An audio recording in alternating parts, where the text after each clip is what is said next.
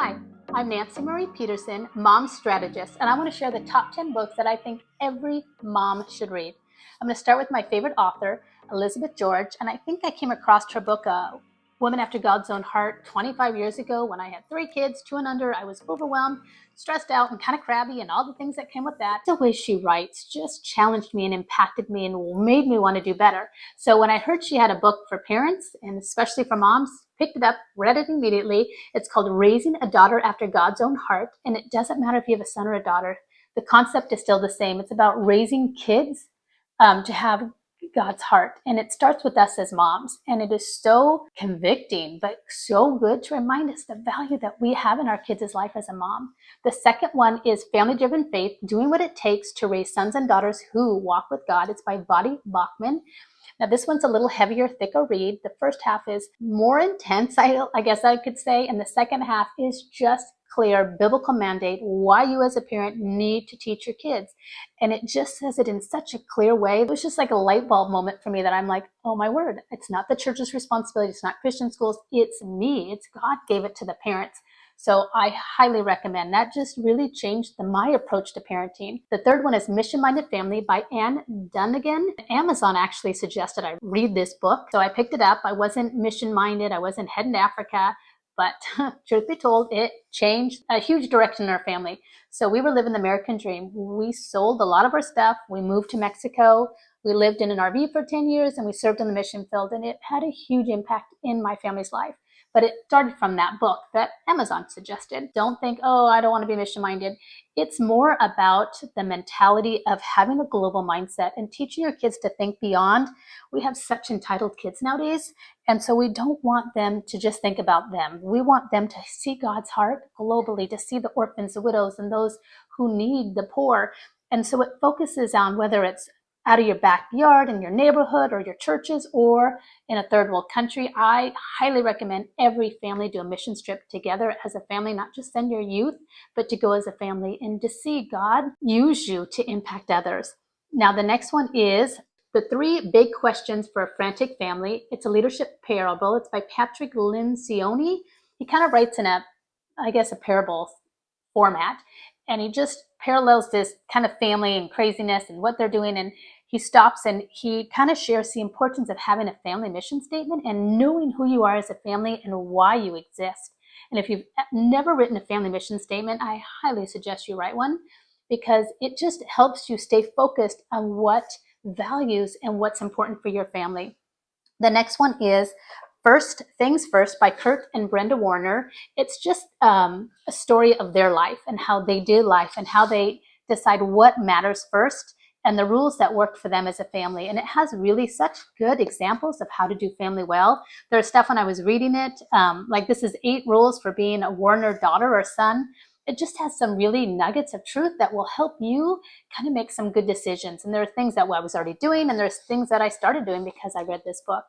The next one is Home Court Advantage by Kevin Lehman. He is hilarious if you've ever heard him in person, but he writes funny too. But he also talks about preparing your children to be winners in life, and it starts with home and how you pour value and life into them. And you need to take advantage of your home and to take that time with family dinners and all the things that are vacations and different things that you can really pour truth and God's love for them into your family's life. So the next one is Hold On to Your Kids, Why Parents Need to Matter More Than Their Teens. It's by Gordon Newfield and Gabor Mate. Now, this is more of a research-based ideas that built on this book. And it's talking about, why do we have bullying? Why do we have all these shootings? What's going on? And it's because the parents are kind of more soft parenting approach, and we're not holding on their kids. We're not having a backbone. It's not about helicopter parenting. It's about having rules and boundaries and letting our kids grow up, yet have a voice and have a say. And it kind of leads into the next book that talks about the collapse of parenting. And Leonard Sachs is his name. And he wrote Boys Adrift too. But the collapse of parenting also is that those kind of go together in the mentality of, we need to have a voice in our kids' life, and to have that, you need to spend time with them. You need to talk to them. You need to pour into them and be a part of their life. They can't just be gone all the time. You have to have that time. And both of them are more research-based, but really, really good. The last one is Not So Fast by Ann Croker.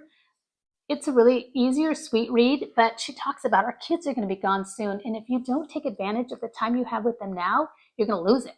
And so it's a really easy, sweet read, and I highly recommend it to read. It challenges you to just value this time that you have. And the last one is My ABCs by Susan Hunt. Now, I'm aware it's a kid's book, but I think every family should have it because it walks through the alphabet with the Bible verse in each letter of the alphabet. So it starts out, a soft answer turns away wrath.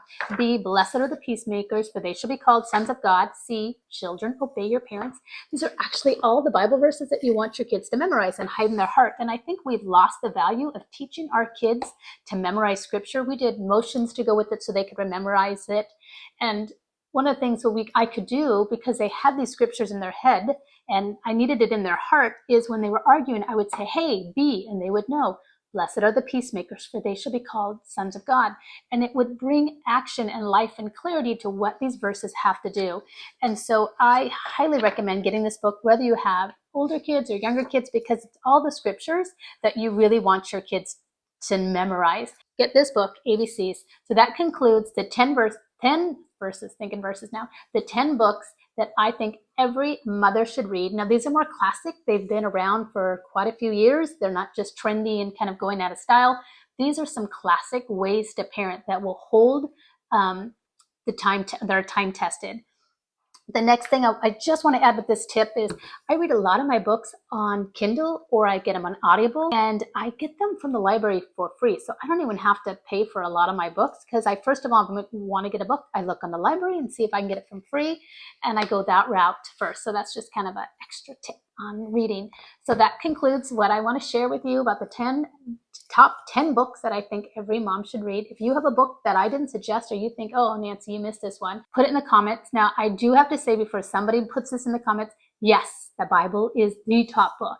Yes, that is a given. These are earthly books that you would get from humans that are walking on the earth today. I guess, I don't know how you would say that, but yes, so I want to acknowledge that before someone says, yes, the Bible's number one. And these are some books that just reiterate what the Bible has to say. So that's my top 10, and I'll see you next time.